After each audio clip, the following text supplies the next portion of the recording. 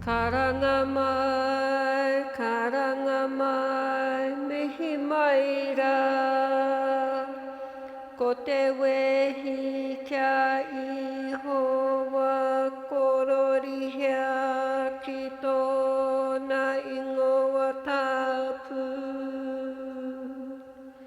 I nā mate huhua e tangi tonu nei te maka.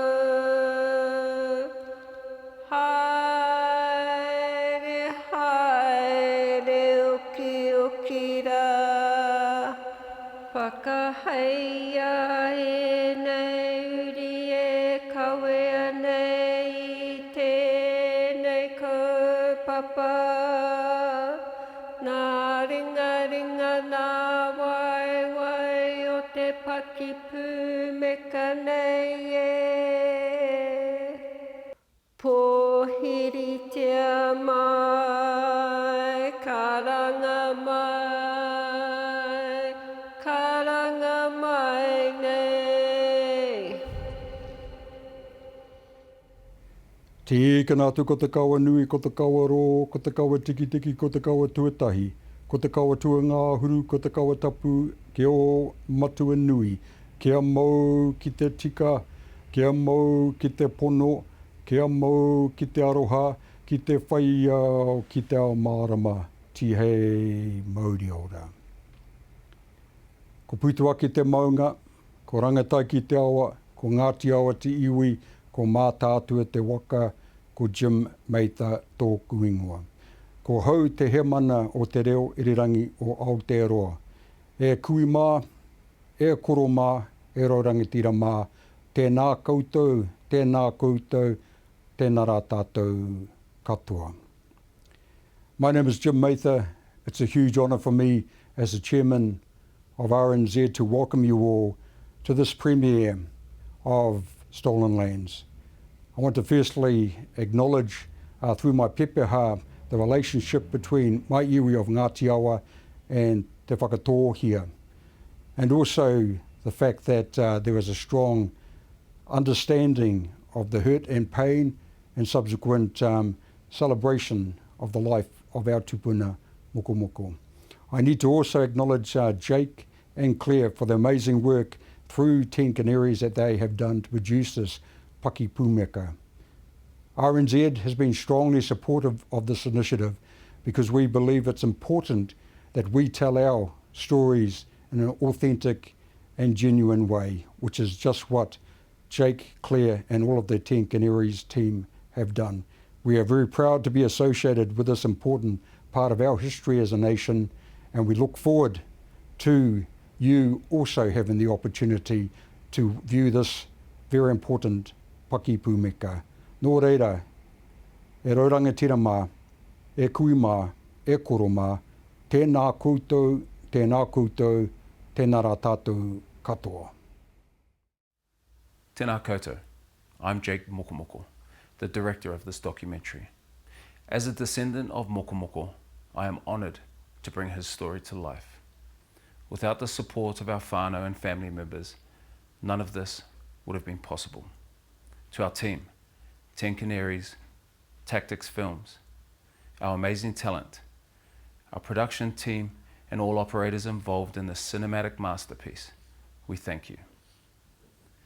To our producer, Claire Varley, who stood strong in the vision, I thank you.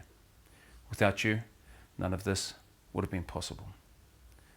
To our commissioners and industry supporters, Te Māngai Pāho, Radio New Zealand, Te Papa, we sincerely thank you for your support and belief in this kaupapa.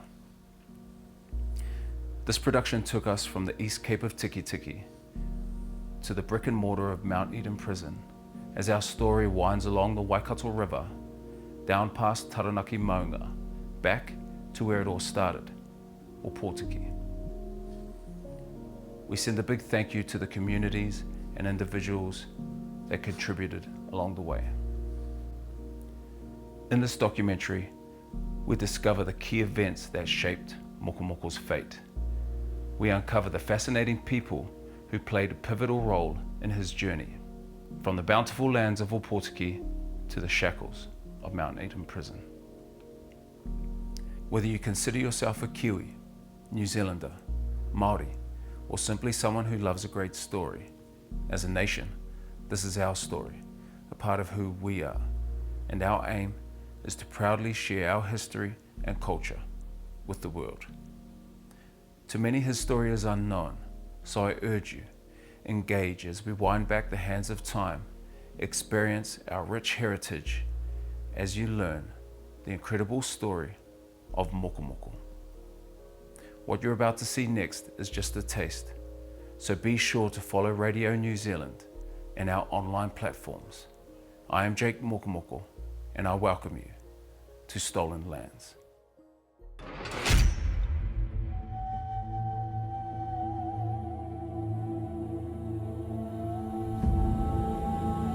The 1860s was a trying time for Māori in Aotearoa.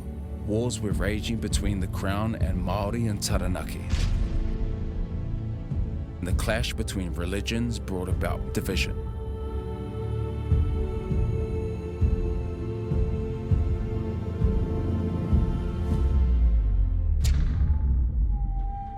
This was a really difficult situation for anyone to make sense of.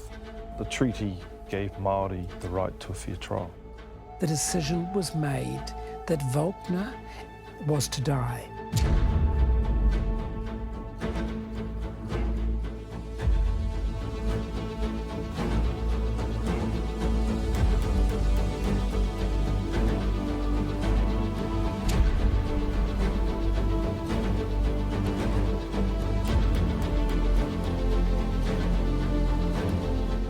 We only read about these things in books and papers and stories. But to actually see them happening, it was unbelievable.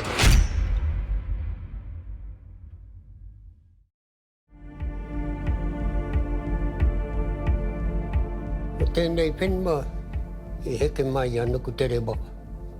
O te upoko rangatira o nuku tere waka, o te pironui. Pakaihu tia mai te waka, ki te kūrai ki tarakea, ka ū atu ki te kōtukutuku. I reira ka tuku atu, a tautūrangi I reira. Ka noho tonu te upoko te rangatira o te waka, ki rongi te waka, a te pironui. A hoatu e te pironui, ko te kaitiaki o te waka, ko tama I waho. E kōhatu I me tia ki te karakia, I Hawaii ki nui, Hawaii ki roa, Hawaii ki pāmamao. Tama I waho, ko te atua tērā, I Hawaii ki nui. Whakatōngia ki roti te kōhatu, ngā karakia. Ia tai pai mai te waka, ki tēnei whenua. Ka hoatu e te pironui, te kōhatu. I te honga I noho aka I opape, I te kōtukutuku. Mokomoko came from a line of many chiefs. He had very noble bloodlines, descending from Muriwai, Kurawhirangi rangi kurukuru, Te Hau o Te Rangi, e Roamoko. Some of the chiefly bloodlines to note.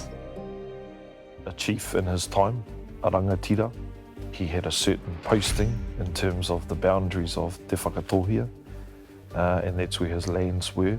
The clear evidence is that he had the mana in those lands. Whakatohia have occupied the coastal lands and rich alluvial plains around Opotiki since the arrival of their tipuna.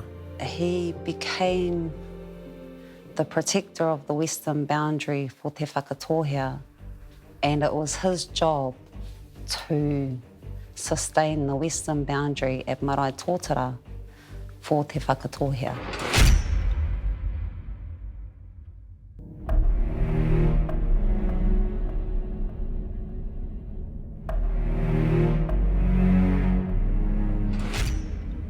Governor Grey is one of the most controversial figures in the whole of New Zealand history.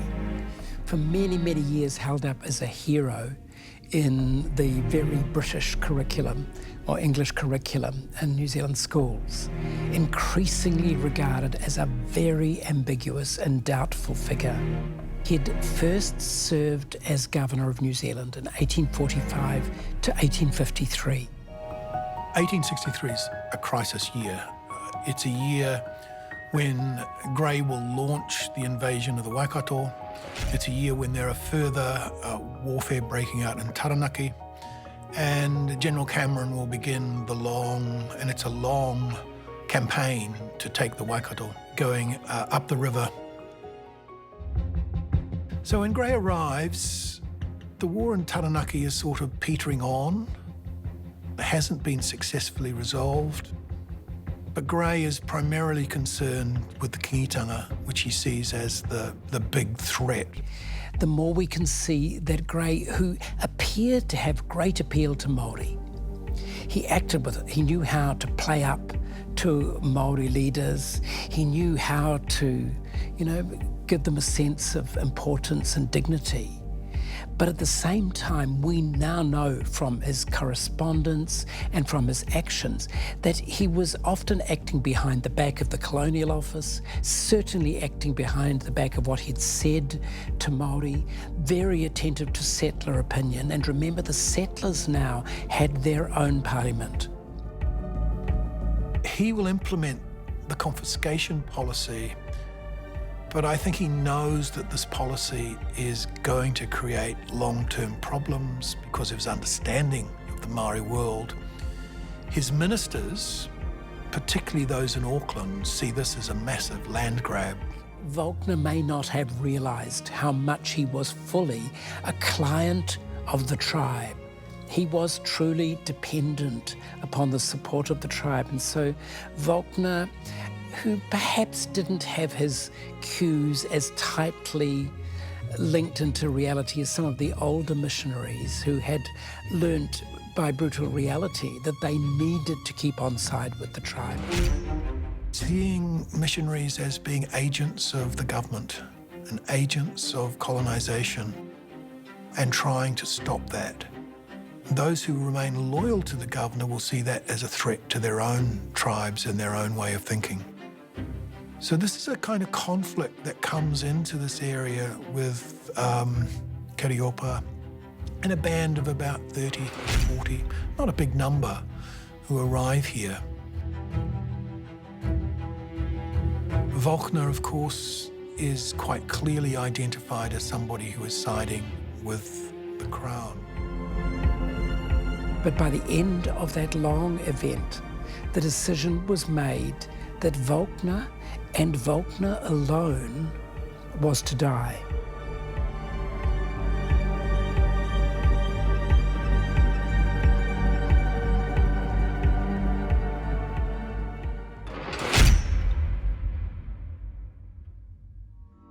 Killing of a missionary is a big deal.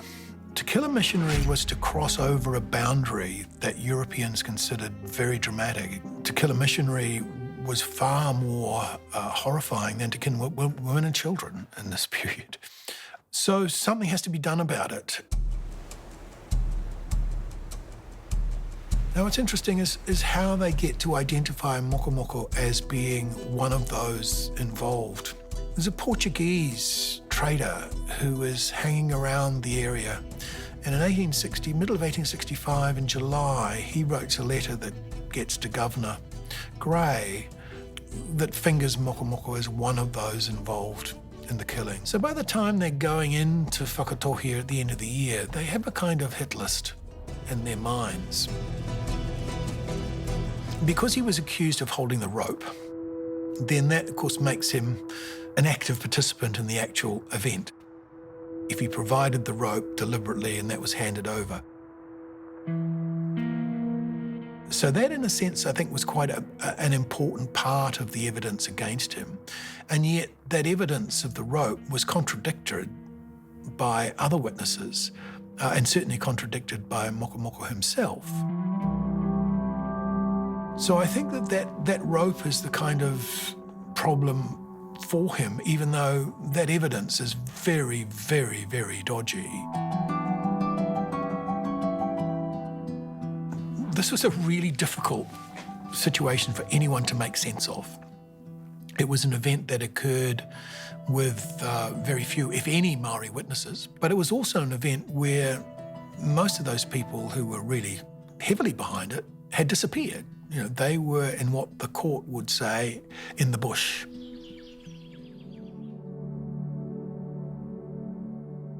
Mokomoko himself did not give evidence, and whilst it's not a requirement that he does give evidence, and I understand at the time there was a common practice that lawyers didn't put the accused in the dock to give evidence. But of course, Mokomoko had no chance to respond to the allegations. And I believe none of the other defendants gave evidence as well. He was seen as one of the few rangatira left that I think the Crown saw that would be a barrier to their gaining further land in the Eastern Bay of Plenty.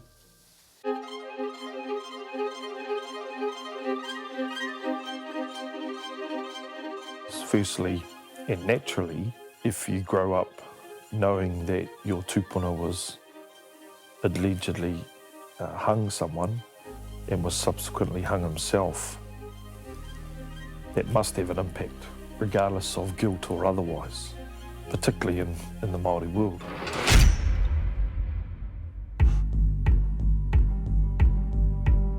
The 19th of October, just before midnight, we assembled outside Mount Eden prison. And when we arrived where the headstones, where the markers were, we formed a circle.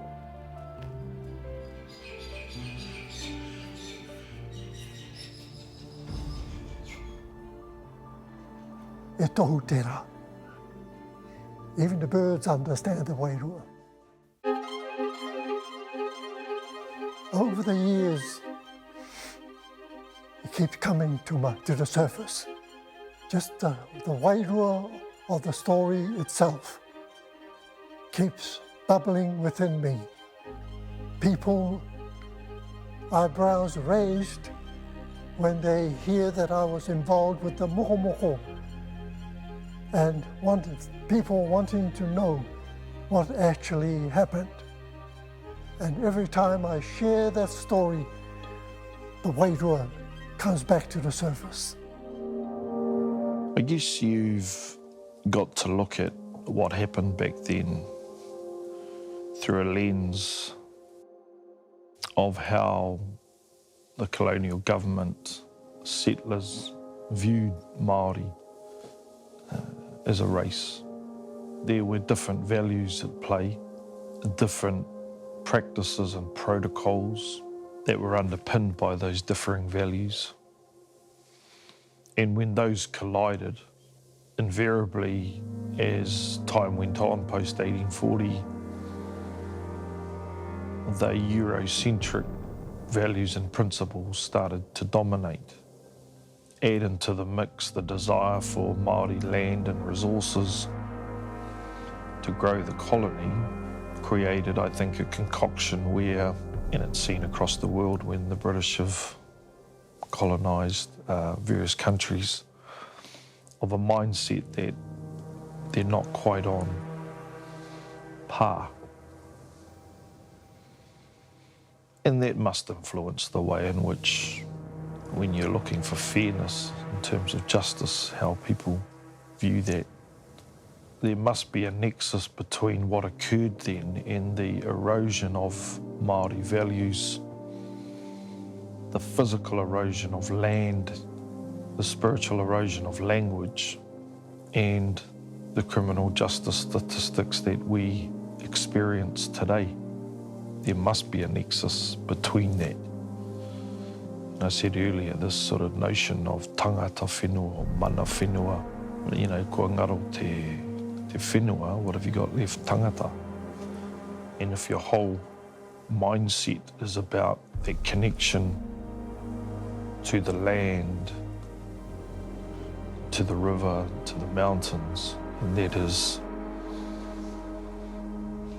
been taken away over time, that must have some effect.